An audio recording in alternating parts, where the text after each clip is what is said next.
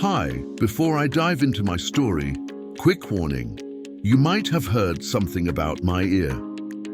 Yeah, when I was an adult, I did something dramatic with it.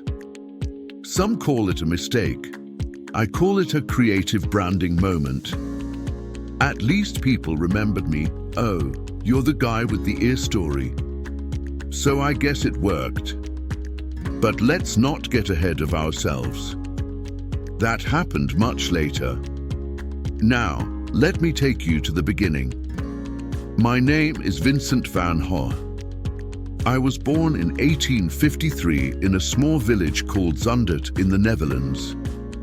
My father, Theodorus van Gogh, was a pastor, a man deeply devoted to his faith, and my mother, Anna Cornelia, was gentle, observant, and patient, though I often tested that patience.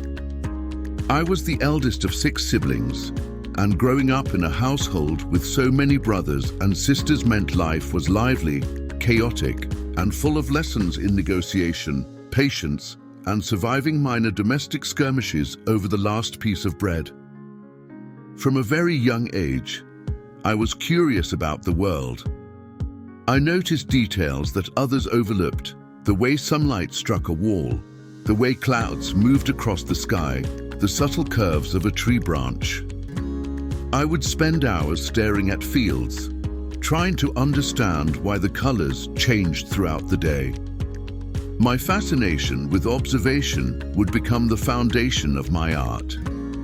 Even before holding a proper paintbrush, I was captivated by light, form, and color. I made sketches in tiny notebooks whenever I could, filling pages with drawings of birds, animals, houses, and people I saw around me. School was complicated. I was diligent but sensitive, often daydreaming while other children focused on arithmetic or memorization. Teachers found me peculiar, sometimes calling me eccentric or absent-minded. But I think my eccentricity was simply an early sign of the way my mind worked differently. I noticed patterns, shapes, and contrasts others didn't, and I wanted to understand the world through my own eyes, not through rote lessons. At age 16, I left school to work for an art dealer, Goupil and Amp, Sai, which was a significant step. The office work was orderly, rigid, and full of rules, hardly the place for a daydreaming artist. Yet it introduced me to the world of professional art, gave me exposure to masterpieces, and ignited a desire to engage with the art world. It also taught me patience and the realities of work outside the safe walls of home. Still, I was restless, my imagination urging me towards something more than record-keeping and ledgers. After a few years, I began to question my path. I even tried following in my father's footsteps, attempting to enter the ministry. I worked briefly as a missionary in Belgium among miners, a time both humbling and eye-opening. The conditions were harsh, the work physically and emotionally demanding, and I struggled to connect with people who were often suffering deeply. It was during this period that I first realized the intensity of my emotions and how deeply I could feel both beauty and despair. I also began making more sketches of the miners, their homes, the countryside around them. These were not mere illustrations. They were attempts to capture human experience, light, and shadow in the real world. My younger brother Theo became a crucial part of my life during this time. Theo believed in me when few others did. He sent letters, financial support, and encouragement, reminding me that I wasn't alone in my obsession with art and color. His faith in me became the backbone of my journey. Even small words of encouragement made a huge difference during periods of self-doubt. By my early 20s, I had already experienced a series of personal failures, rejections, and setbacks. My attempts to succeed in the art world or the ministry didn't always work out, but I learned that persistence, observation, and dedication to one's vision were more important than immediate success. I also learned to embrace mistakes. Dropped ink, ruined sketches, or accidental smudges, every failure taught me something about form, texture, and expression. I began experimenting with drawing, watercolor, and oil paints. Everything was material to explore: the curve of a roof, the reflection of sunlight on water, the shadow of a fence. My childhood fascination with light and color became a rigorous practice. I sketched constantly, taking notes in visual form, often working outside in fields or along canals. Nature was my classroom, and observation was my teacher. Family life was sometimes a challenge. My father, while loving, hoped I would pursue a more conventional life: business, theology, stability. Yet my mind drifted toward clouds, fields, and endless sketches. I often felt torn between family expectations and my own calling. I experimented, failed, observed, and persisted, developing a discipline that would sustain me for decades. Even as a young man, I understood that life was not about following norms, but about seeing the world differently. Every awkward encounter, every daydream, every spilled ink pot became part of my personal canvas. Curiosity transformed challenges into opportunities, and misunderstanding was not a dead end, but a prompt to find my own path. By the time I reached my mid-20s, my skills had matured, and my artistic vision was beginning to take shape. My sketches were everywhere, in notebooks, on scraps of paper, sometimes even in the margins of letters. I captured neighbors, animals, buildings, landscapes. I developed a habit of seeing beauty in the ordinary: a crooked fence, a lone tree, a reflection in a canal. These observations became the foundation of everything I would paint as an adult. So yes, my childhood and early adulthood were filled with curiosity, small chaos, and the seeds of obsession, but none of it was wasted. Every moment, every sketch, every failure shaped my perception of light, color, and emotion.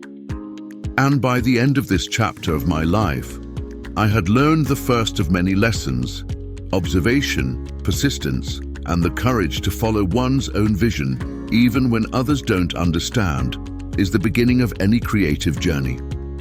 Stick with me through this story, and you'll see how these early experiences, combined with my later struggles, led to discoveries that could inspire your own life, your own way of seeing the world, and your own colors. Even small accidents, mistakes, or misunderstandings can teach you something vital about who you are and how you approach the world. When I entered my early 20s, my life was anything but stable. I moved from place to place, searching for a purpose, trying to fit into the world, yet always feeling slightly out of step with it.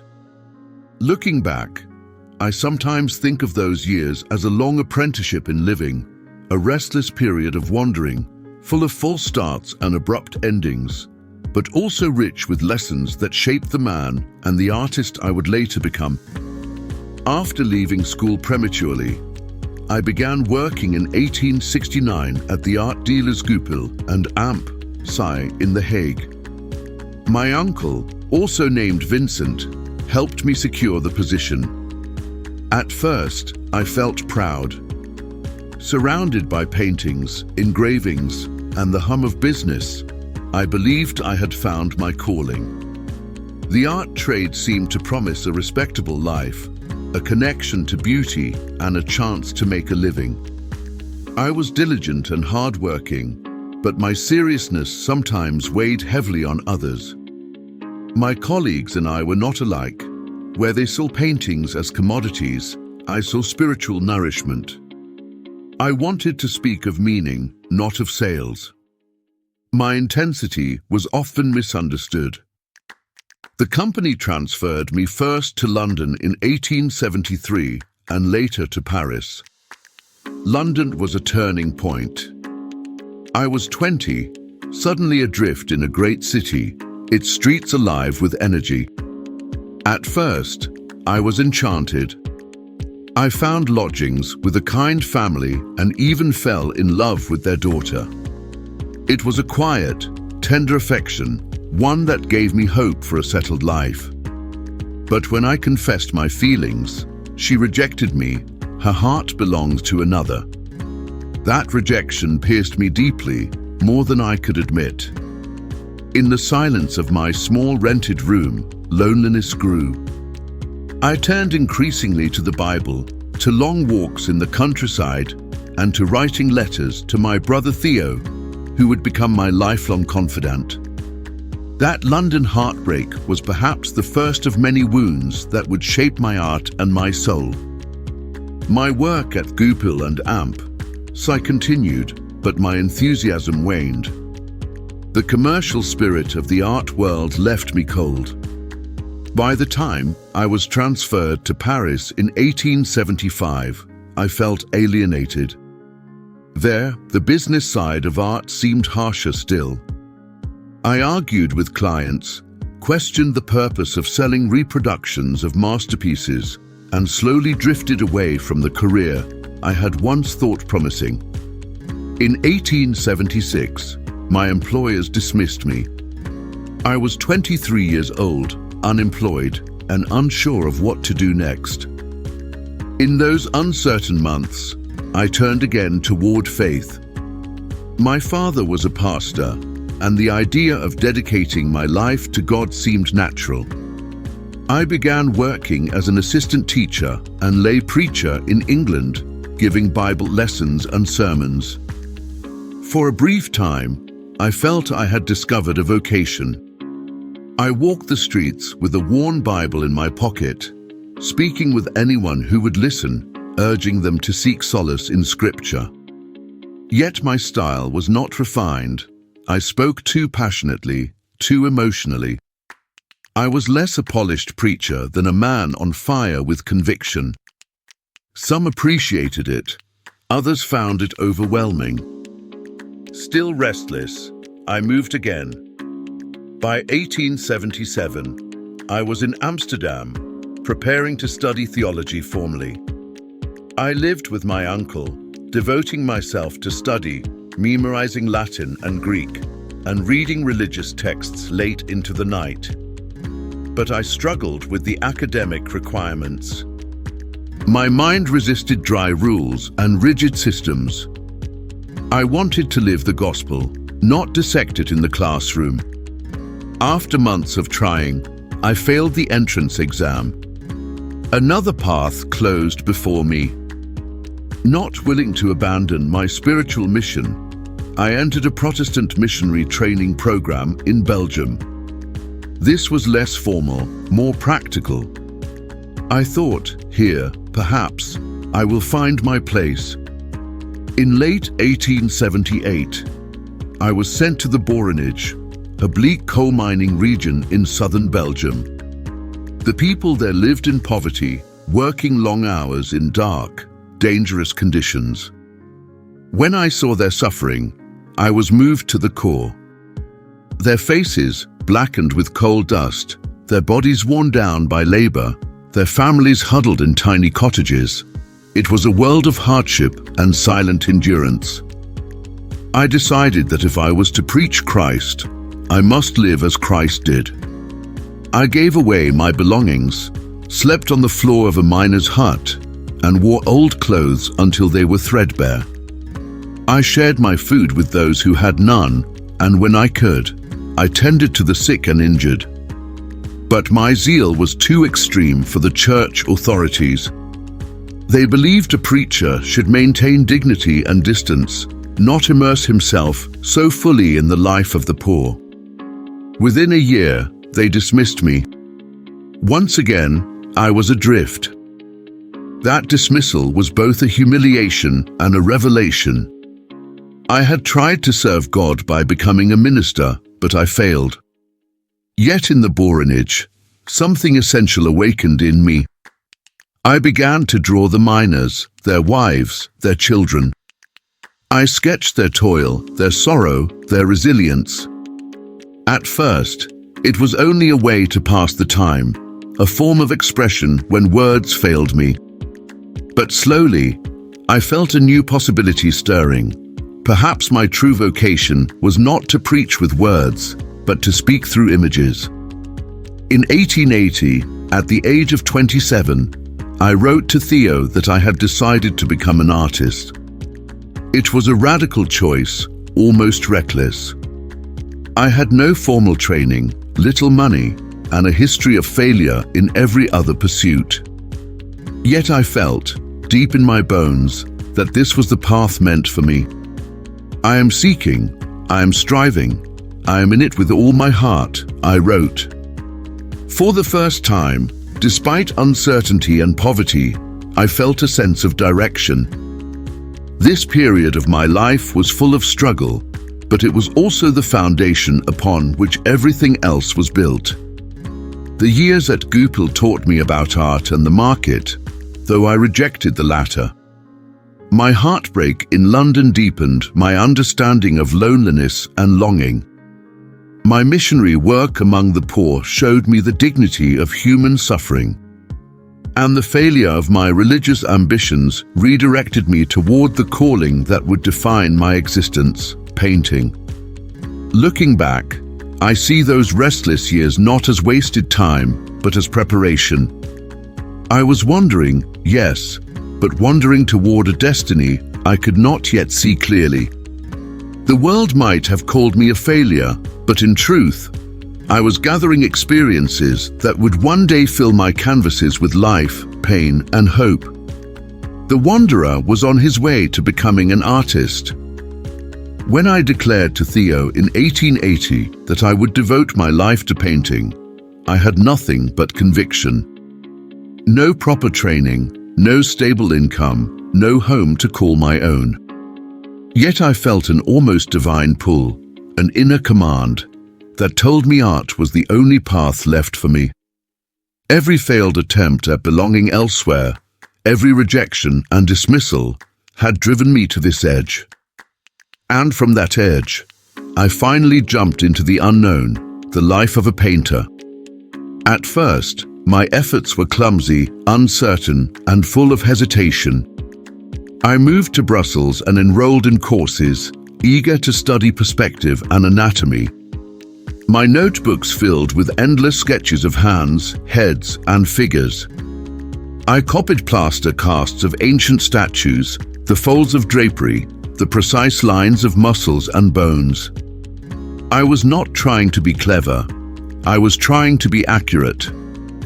For I knew that before I could ever give voice to emotion on canvas, I had to master the foundation of form. Still, life was hard. I often could not afford the tuition or the materials. Pencils and paper were luxuries. I studied on my own, walking the streets, drawing workers and beggars, copying prints by Millet and other masters. Millet's peasants spoke to me more than any marble statue. Their bent backs, rough hands, and solemn dignity seemed closer to truth than any mythological figure. I wanted to give those lives a voice, a permanence. In late 1881, I returned to my parents' home in Eton. There, I drew and painted tirelessly, but home life was far from peaceful.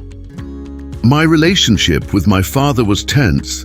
He could not understand why his eldest son, nearly 30, refused to settle into a respectable profession. My mother, more sympathetic, still worried constantly. Yet I was stubborn.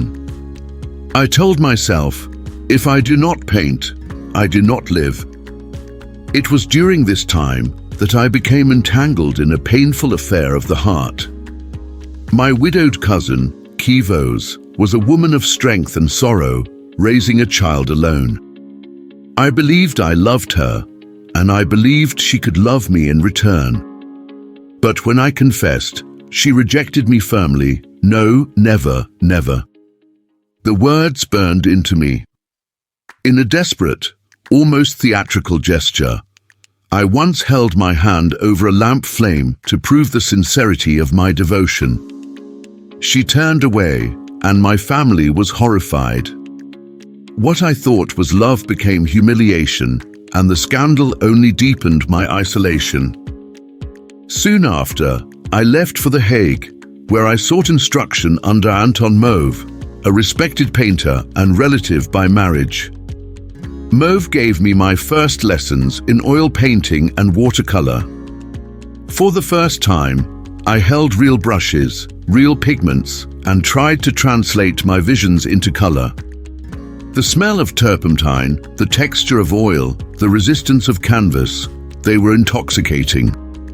Mauve encouraged me, but our relationship soon soured. He disapproved of my choices, my stubbornness, and especially my decision to live with a woman on the margins of society. That woman was Clasina Maria Hunig, known simply as Scene. She was a prostitute, older than me, with a young daughter and another child on the way. Many judged me harshly for taking her in, but I could not turn my back. She represented the very suffering humanity I wanted to honor in my art. We lived together in a small, shabby room. I drew her endlessly, pregnant, nursing, resting, enduring. Her tired face and worn hands became my models. Those sketches, raw and unpolished, were my attempt to capture both hardship and tenderness. Yet life with Scene was unsustainable. Poverty pressed on us, illness haunted the home, and the disapproval of family and mentors cut me off from support. By 1883, our relationship ended, leaving me once again alone, but with a deeper understanding of fragility and endurance. During these years, I painted and drew workers, peasants, weavers, and laborers. I studied their movements, their tools, the spaces they inhabited. My colors were dark, earthy browns, somber greens, muted grays, because that was the palette of their lives.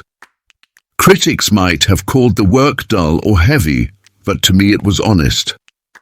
I wanted to make art that breathed the same air as the people who toiled and suffered. In 1884, back in Wienen, my father's parish, I found a steady rhythm.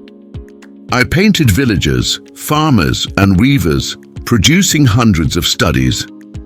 I focused on hands, gnarled, cracked, stiff with labor.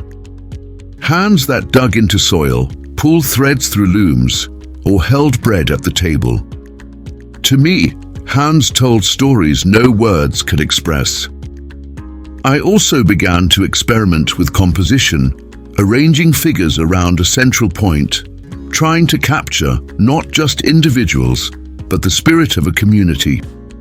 It was in Wienen that I created one of my earliest masterpieces, The Potato Eaters, 1885. This painting was the culmination of years of struggle, a dark room, peasants gathered around a meager meal, their faces lit by a single lamp. Some found it crude, even ugly, but I believed it was truthful. I wanted viewers to feel the rough texture of the potatoes, the callous of the hands, the intimacy of simple survival. While working toward the potato eaters, I also copied countless prints, especially engravings by Millet, Dormia, and Japanese woodcuts that fascinated me with their bold lines and simplicity. Copying was not mere imitation, it was apprenticeship. I absorbed their rhythm, their way of seeing. Each copy strengthened my hand and sharpened my eye. But struggles never left me. My father died suddenly in 1885, leaving a wound of grief and unresolved conflict. My relationship with neighbors soured. I was seen as eccentric, troublesome, even dangerous. Gossip followed me. Loneliness grew heavier, but I clung to painting as to a lifeline. Through all this, Theo's support was constant. His letters carried not just money but faith. He encouraged me when I doubted myself, reminded me that growth took time, and urged me to study color more boldly. "Look beyond the earth tones," he wrote, "seek the light." His advice planted a seed, one that would later bloom in the dazzling yellows and blues of Arles. Looking back, I realized that these apprenticeship years were my true crucible. I had no fame, no recognition, not even much progress in the eyes of others. But I was building discipline, resilience, and a vision. Every failed portrait, every awkward sketch, every tense family dinner, every heartbreak, it all became pigment in the well of my art. I learned then that to be an artist was not simply to paint. It was to suffer, to observe, to persist. To hold fast to the belief that even in the darkest hues, there could be light. So if you see my early works and find them rough or heavy, know that they were born of struggle. They were the voice of a man still finding his way, still searching for the balance between compassion and form, between truth and beauty. They are not the final word, but the first trembling steps of someone determined to speak through color and line. By the close of 1885, I was no longer the aimless wanderer I had once been. I was a painter, imperfect, obscure, and poor, but committed with every fiber of my being. And from those dark earth tones, a new vision was beginning to emerge. You know, when I think back to the period in Arles, it feels like the brightest flame and the darkest shadow of my life collided in the same place. If you've ever chased a dream so fiercely that it burned you from the inside, then perhaps you'll understand a little of what I went through there. After years of wandering, of failing in one place after another, of being told I was too strange, too impractical, too restless, I decided to go south. The north had taught me discipline in dark tones, heavy shadows, and somber skies. But the south promised light. The kind of light that doesn't just illuminate a landscape, but transforms it. Arles, in my imagination, was a place where colors could sing, where every brushstroke could feel alive. I boarded the train in February 1888 and left Paris behind. Paris had been a classroom, filled with impressionists, debates, smoky cafes, and constant comparisons. I learned there, yes, but I also suffocated. My soul yearned for something unspoiled, a place where I could finally hear my own voice. When I stepped off that train in Arles, the air was crisp, the sun fierce, and I felt like I had stepped into a different world entirely. The landscapes there were intoxicating. Fields of wheat stretching endlessly under the blue sky. Blossoming orchards that glowed with whites and pinks in spring.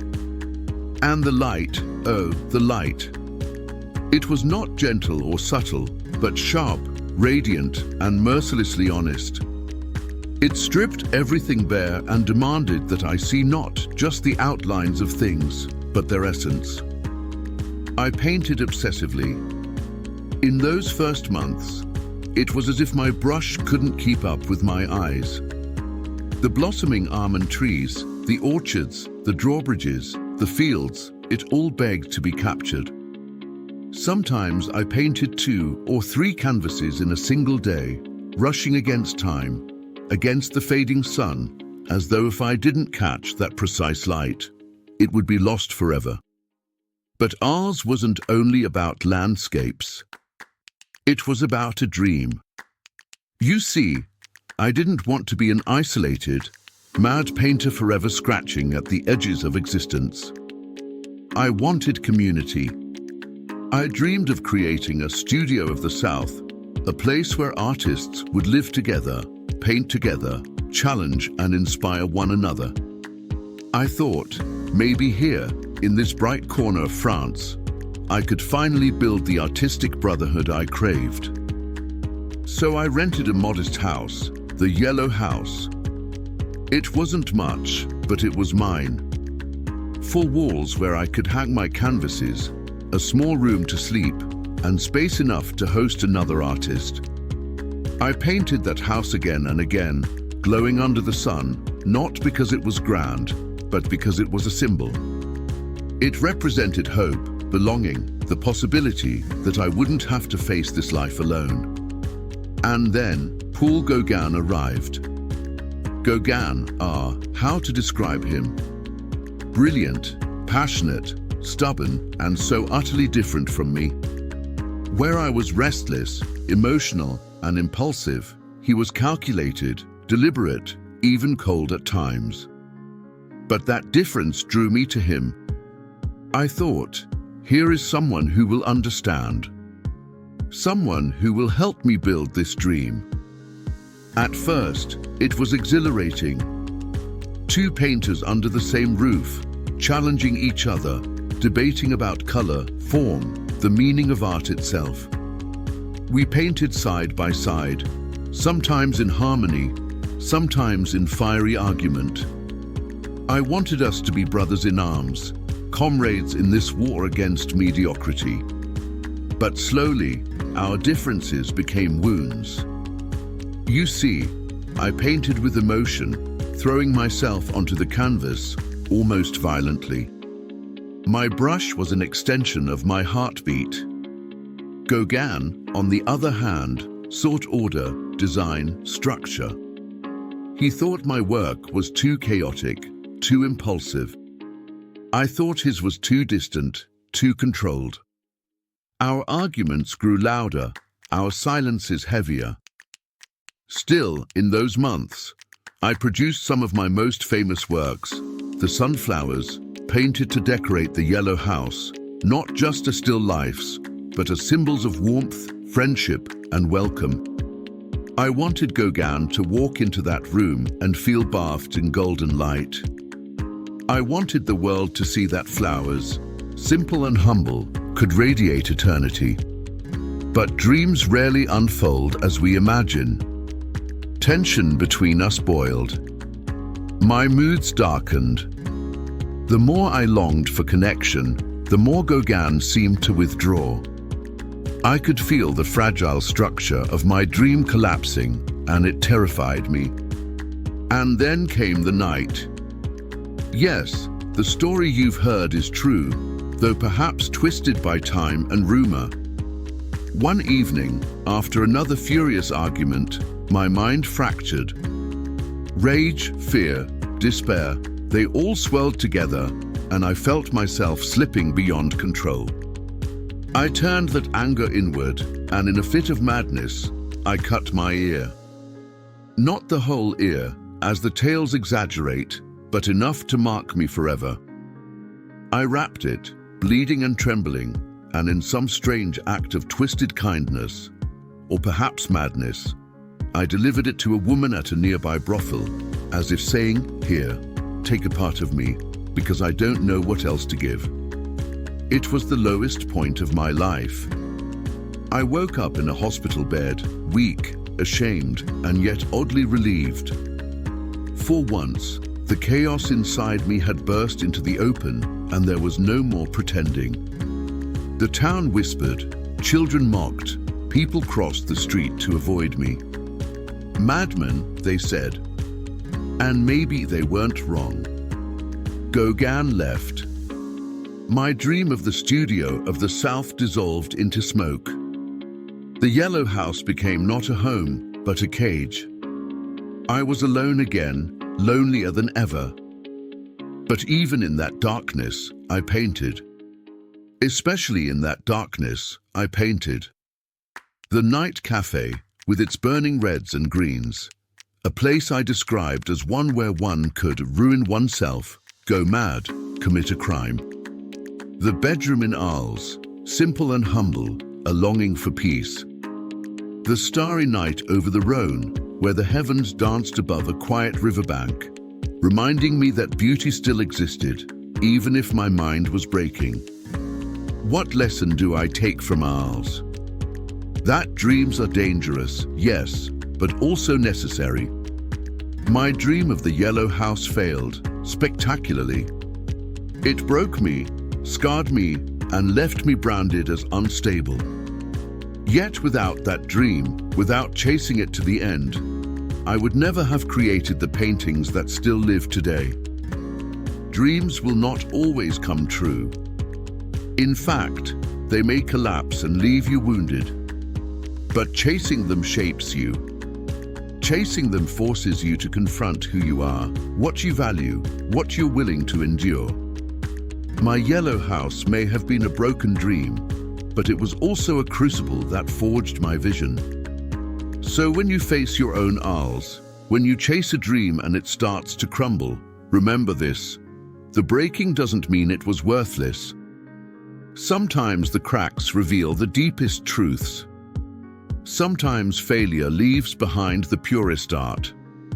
I left Arles a shattered man, yes, but also a painter more certain than ever that even in madness, even in brokenness, beauty could still be found.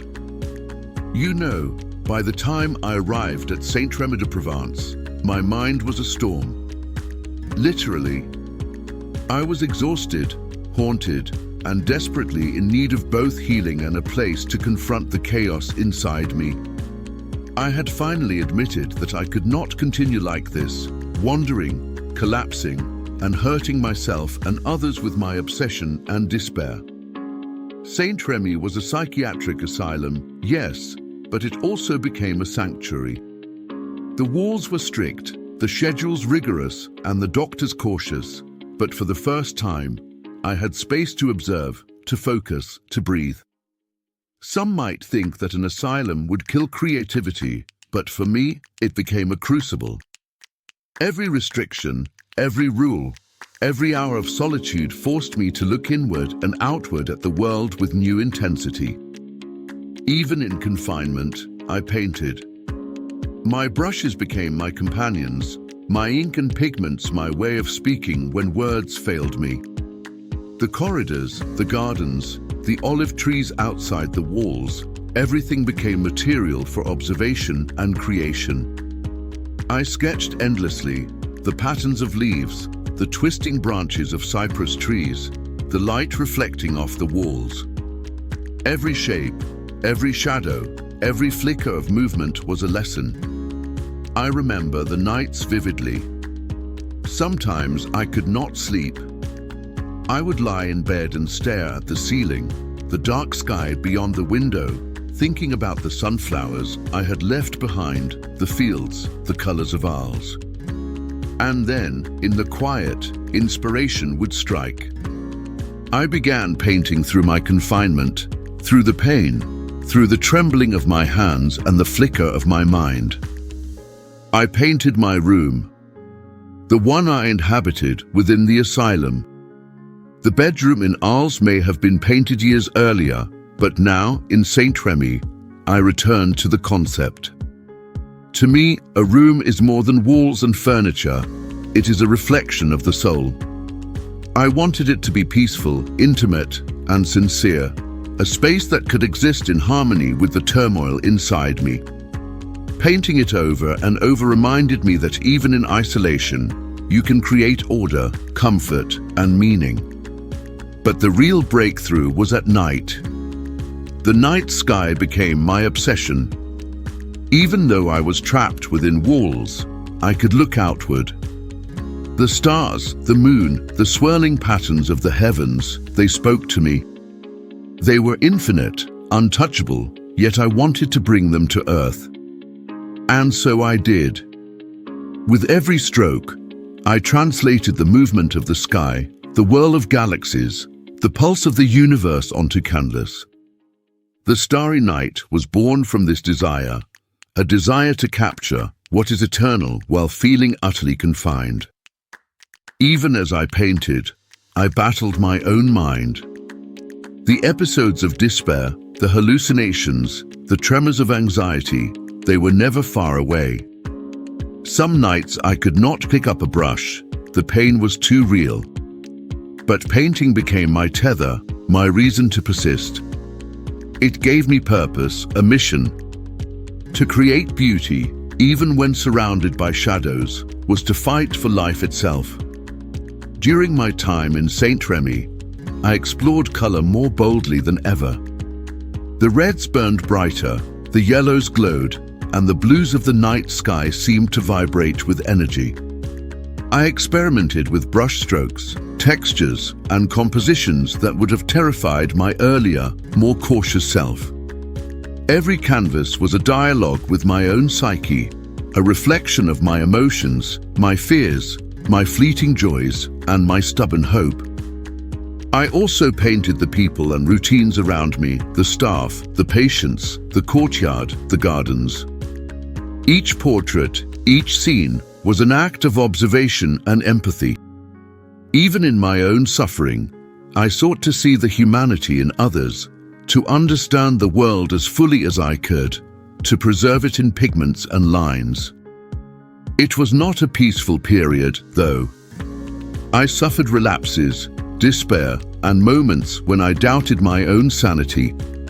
Sometimes I would destroy a sketch in frustration, then start again, learning through repetition, trial and error. I realized that art is not about perfection. It is about persistence, about translating the chaos of life into something tangible, something that can be shared. I began to understand something essential. Creativity thrives on tension.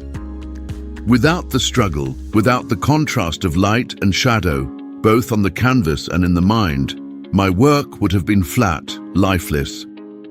Pain sharpened my perception, intensified my vision, and demanded that I confront both beauty and horror without flinching. I painted olive trees twisting like serpents, wheat fields glowing under the sun, and cypresses reaching violently toward the sky.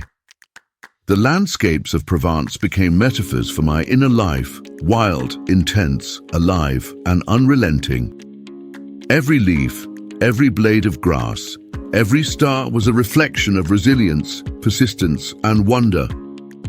Even when I was alone, I felt connection through my art. Letters from my brother Theo kept me grounded. His encouragement, his faith in my vision, reminded me that I was not entirely alone in my obsession. Every letter, every parcel of paint and canvas was a lifeline, a reminder that someone believed in the beauty I was creating even if the world did not understand it. By the end of my time in Saint-Remy, I had produced over 150 paintings. Each one was a testament to endurance, observation, and the transformative power of art. I had confronted my mental struggles, navigated despair, and turned suffering into creation.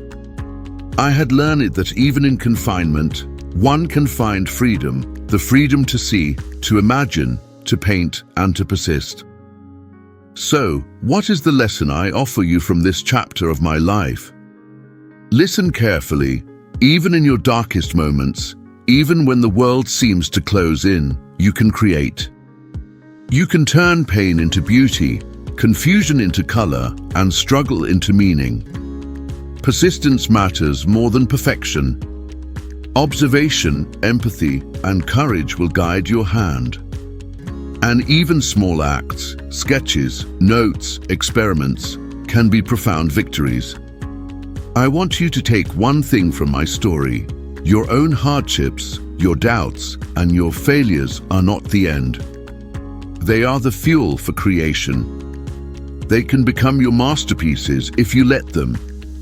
Even when the night is overwhelming, the stars can guide you, just as they guided me. Thank you for listening. I hope my journey, my triumphs and my mistakes, can spark something in your own life.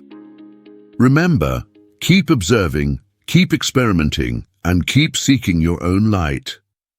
This is my lesson. Vincent van Gogh.